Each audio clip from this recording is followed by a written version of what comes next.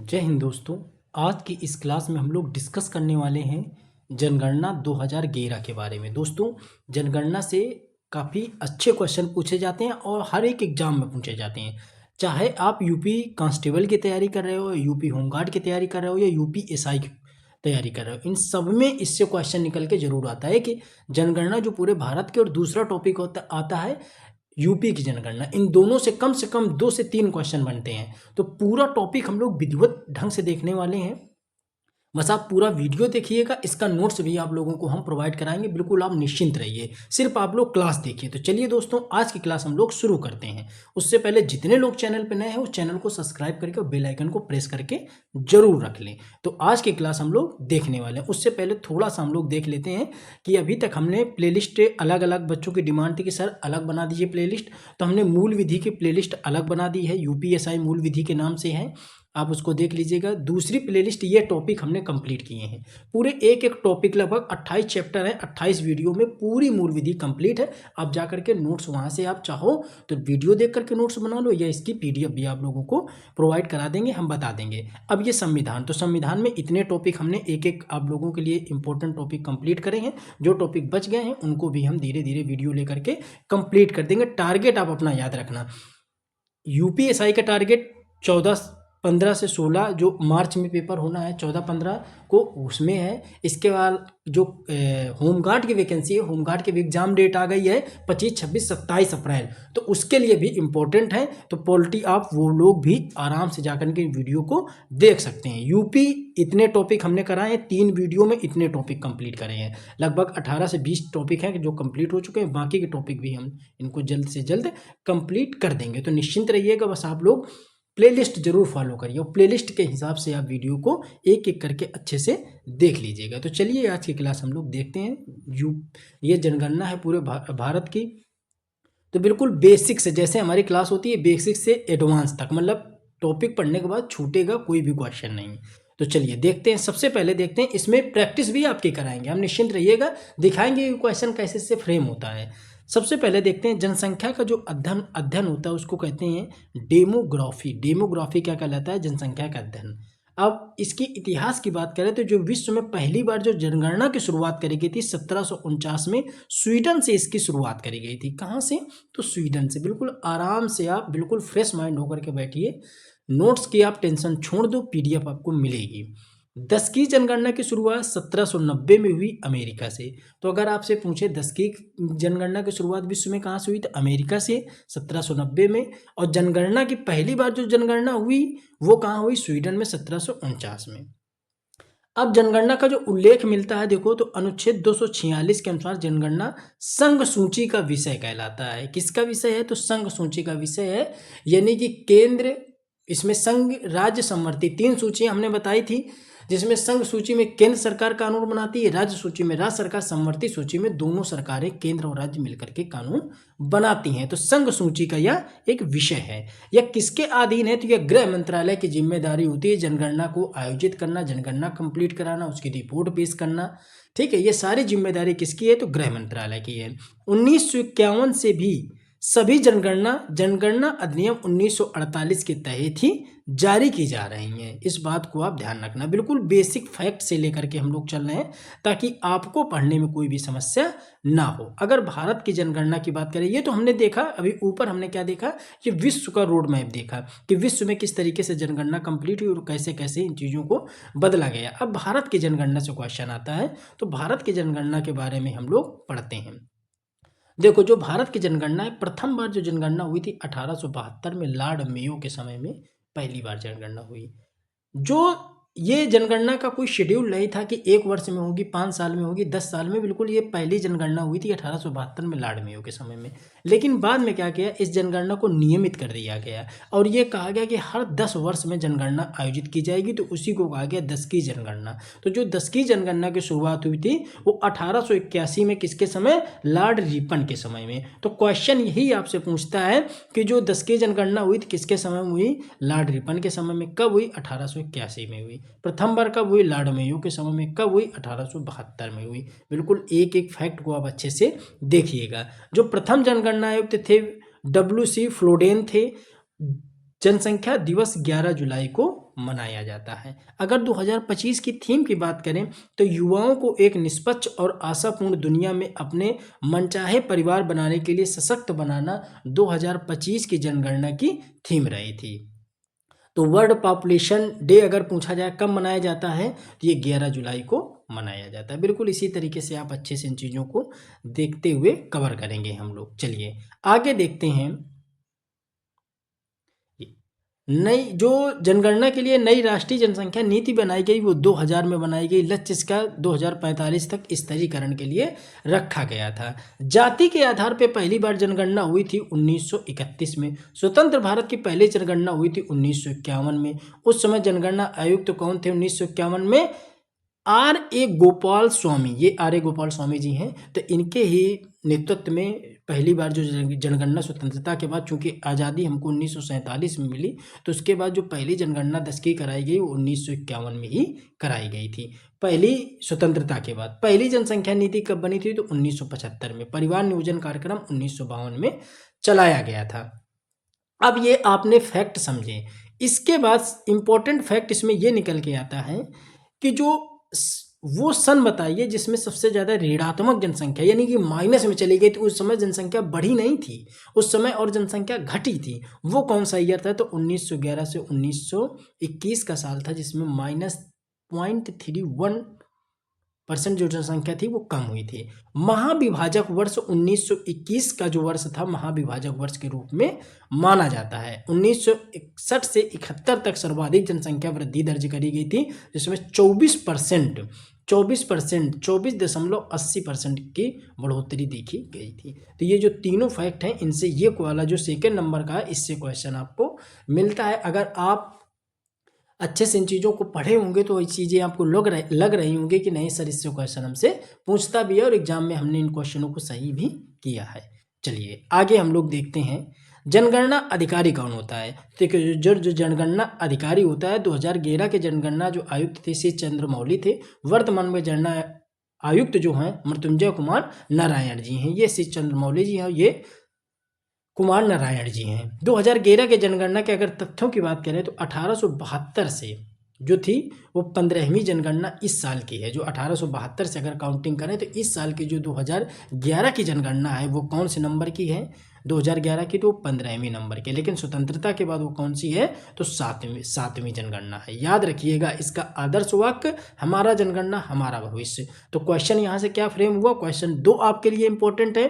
पहला कि 1872 से जो 10 की जनगणना चालू हुई, मान लो जो पहली बार जनगणना हुई तो उसके बाद की जनगणना कौन सी है? तो 15वें नंबर की है। और जो 10 वर्षों से होती है जो स्वतंत्रता के बाद की अगर बात करें, स्वतंत्रता के बाद ये 7वीं जनगणना है। स्वतंत्रता के बाद कौन सी है? तो 7वीं जनगणना है। बस 2 चीज़ें याद रखना है, ठीक है। 1872 से 15वें नंबर की है, 2011 की बात कर रहे हैं, और स्वतंत्रता के बाद कौन सी है? 7वीं है। चलिए आगे हम लोग देखते हैं। ये बैच के लिए डिटेल है। अगर आप यूपी कांस्टेबल की तैयारी कर रहे हो या यूपीएसआई की तैयारी कर रहे हो, सारे बैच लॉन्च हो चुके हैं। तो अगर आप यूपीएसआई की तैयारी कर रहे हो, अगर आपको सिर्फ मूल विधि का पीडीएफ चाहिए तो सिर्फ आपको मूल विधि का पीडीएफ मिल जाएगा। मूल विधि पॉलिटी चाहिए तो पीडीएफ मिल जाएगा। अगर पूरा बैच चाहिए तो इसमें यूपी स्पेशल, मूल विधि, पॉलिटी पूरा सामान्य, देन सॉल्व पेपर आपको वन लाइनर मिलेंगे। इसके अलावा स्टैटिक का भी मिल जाएगा। जो स्पेशल टॉपिक आते हैं उसकी हमने प्लेलिस्ट भी बना दी है। उसमें अब स्पेशल टॉपिक जो इसके हैं वो हम आपको करवाएंगे। जैसे जनगणना हो गया, वाणिज्य एवं व्यापार हो गया, यूपी की जनगणना हो गई, ठीक है, पड़ोसी देश हो गए। इसके अलावा जो पुलिस प्रणाली है, जितने भी इंपॉर्टेंट हैं स्टैटिक के पोर्शन वाले सारे चैप्टर हम लोग आप लोगों को कराएंगे। तो निश्चिंत रहिएगा, इसे आप डाउनलोड कर लीजिएगा।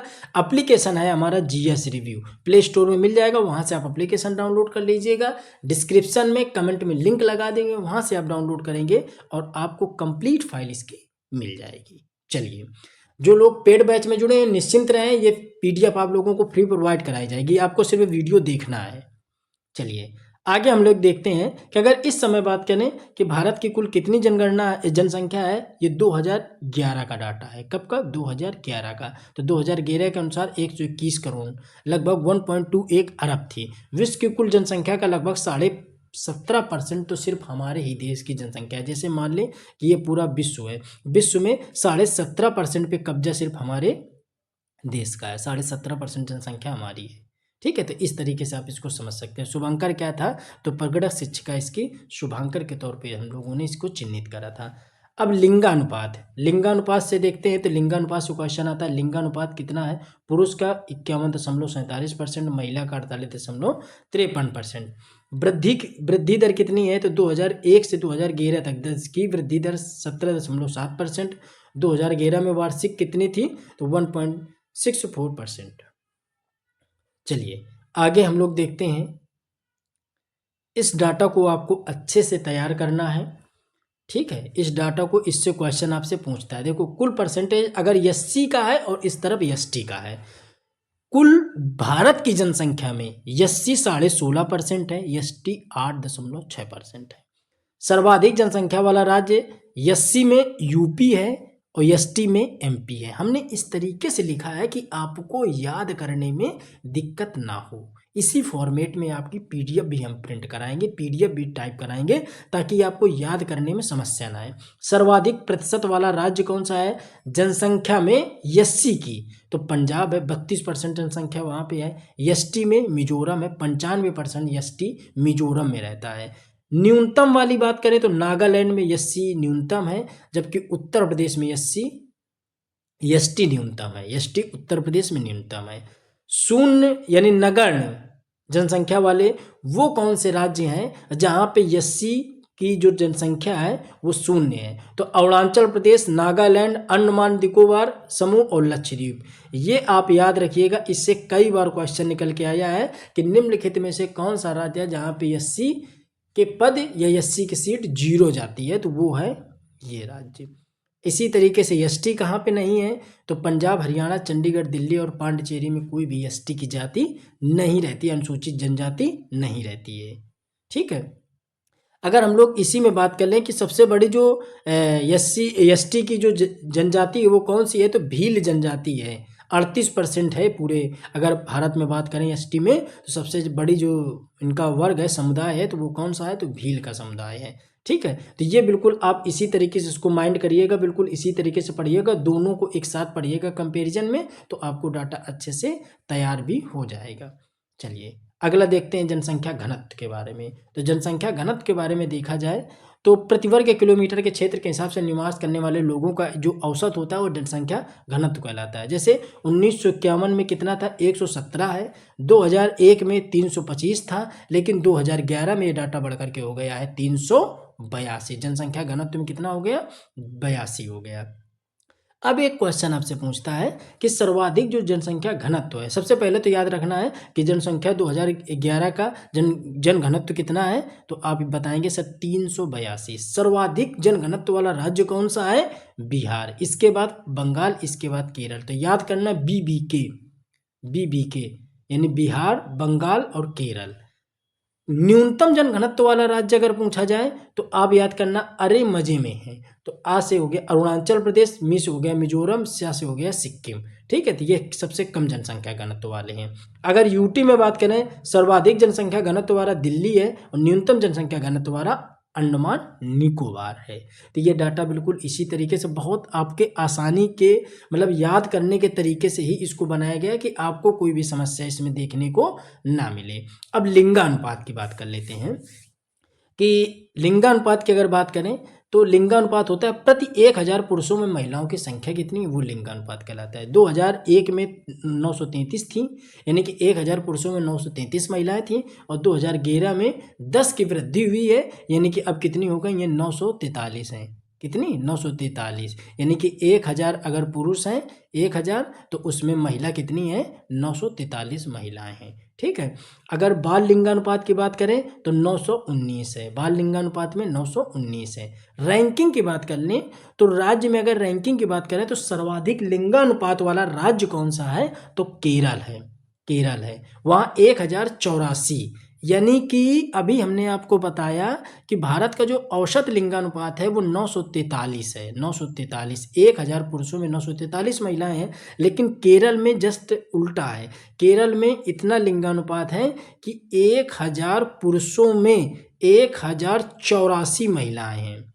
कितनी महिला, 1084, यानी कि वो मानक से भी अधिक है, 84 ज़्यादा है, बराबरी के भी ऊपर है वो। तो ये केरल है, ठीक है। इसके बाद तमिलनाडु में 996 और आंध्र प्रदेश में 933। लेकिन न्यूनतम की बात करें तो हरियाणा में 879 है, जम्मू में 889 और सिक्किम में 890 हैं। अगर यही बात यूटी में कर ली जाए तो सर्वाधिक लिंगानुपात पांडिचेरी में है 1037 और न्यूनतम है दमन दीव में 618। इंपॉर्टेंट है, याद रखिएगा, लिंगानुपात से क्वेश्चन आपसे निश्चित तौर पे पूछता है, तो ये बहुत इंपॉर्टेंट है। चलिए आगे हम लोग देखते हैं जनसंख्या रैंकिंग के हिसाब से देखते हैं जनसंख्या में कि सर्वाधिक राज्य कौन से हैं आगे। तो सर्वाधिक राज्यों में अगर बात करें तो यूपी, फिर महाराष्ट्र, फिर बिहार, ये जनसंख्या में सबसे आगे राज्य हैं। न्यूनतम में बात करें सिक्किम, मिजोरम और अरुणाचल प्रदेश। अगर बात हम लोग केंद्र शासित प्रदेशों में कर लेते हैं तो सर्वाधिक जनसंख्या दिल्ली, पांडिचेरी, चंडीगढ़। न्यूनतम की बात कर लें तो लक्षद्वीप, दमन द्वीप और दादरा नगर हवेली है। अपडेट डाटा है, निश्चिंत रहिएगा, बिल्कुल जैसे बता रहे हैं इसी तरीके से आप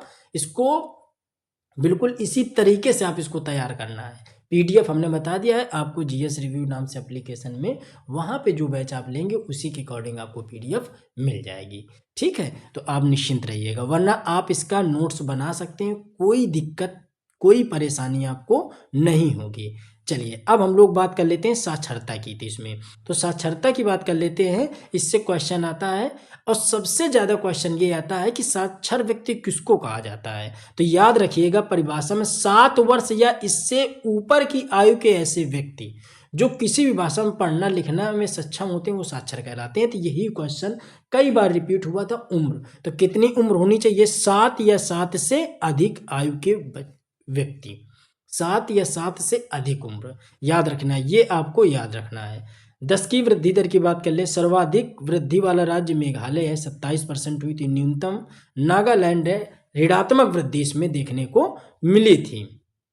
अब हम लोग देख लेते हैं यूटी में सर्वाधिक वृद्धि दर दादरा नगर हवेली की है, और अगर इसी जगह न्यूनतम वृद्धि दर तो लक्षद्वीप की है। स्वतंत्रता के समय साक्षरता कितनी थी? 18.33 थी। 2011 में साक्षरता कितनी है? 74.4 है। कितनी है? 74.4 है, जिसमें पुरुष 82.14, महिला 65.46 है। तो हमने क्या समझा कि जो 2011 में अगर हम लोग बात करते हैं 2011 में, तो साक्षरता दर कितनी है? 74.4। इसमें से पुरुष महिला का अगर हम लोग पुरुष का देख लें तो पुरुष की कितना है? तो 82.14, और महिला कितनी है? तो 65.46। ये साक्षरता दर है। तो इससे भी क्वेश्चन आपसे निकल के आता है, तो इसको भी आपको अच्छे से याद रखना है। चलिए आगे हम लोग देखते हैं। ये चार्ट में देखो, ये चार्ट आपके लिए बहुत इंपॉर्टेंट हो जाएगा। सर्वाधिक साक्षरता, सर्वाधिक पुरुष साक्षरता और महिला साक्षरता, इस तरीके से ये मतलब सर्वाधिक साक्षरता वाले राज्य लिखे हैं, फिर पुरुष लिखा है, फिर महिला लिखा है। देखो सबसे साक्षर अगर राज्य की बात करें केरल है। पुरुष में सबसे साक्षर कहाँ पे है? तो केरल में है 96%। महिला में कहाँ है? तो केरल में है 92%। ठीक है। इसके बाद मिजोरम में 91.58 और मिजोरम में 93% पुरुष हैं और मिजोरम में महिलाएं 89। गोवा में 88, फिर गोवा और गोवा। तो ये आपको सीक्वेंस याद रखना है। तो सबसे अगर पूछा जाए कि पुरुष साक्षरता वाला राज्य कौन सा है, तो केरल है। महिला वाला केरल है। सर्वाधिक साक्षरता वाला राज्य कौन सा है, तो केरल है। ये आपको याद रखना है। अगर इसी तरीके से हम लोग देखें यहाँ पे सर्वाधिक यूटी में देख लें तो सर्वाधिक साक्षरता की लक्षद्वीप है, फिर दमन द्वीप है। पुरुष में लक्षद्वीप है और फिर दमन द्वीप है। महिला में लक्षद्वीप है। महिला में सिर्फ डाटा चेंज हो जाता है, अंडमान निकोबार हो जाता है।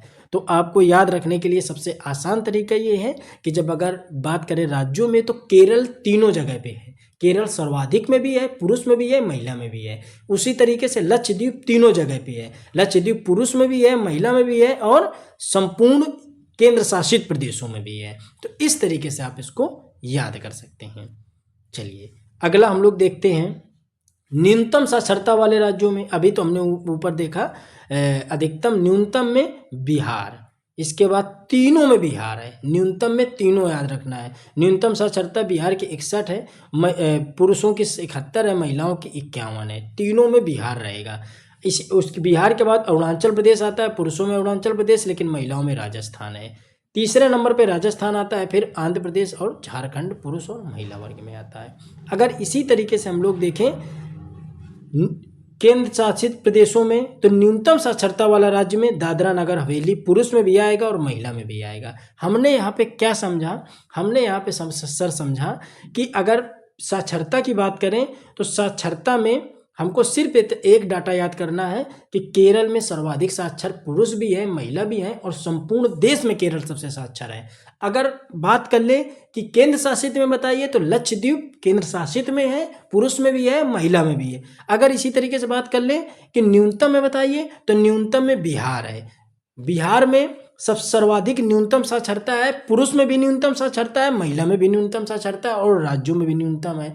अगर केंद्र शासित में बात करें तो दादरा नगर हवेली सबसे न्यूनतम केंद्र शासित साक्षर राज्य है, उसी तरीके से महिलाओं में भी और उसी तरीके से पुरुष में भी। इस तरीके से अगर आप डाटा को याद करेंगे तो यकीन मानो कि डाटा आपको अच्छे से तैयार हो जाएगा।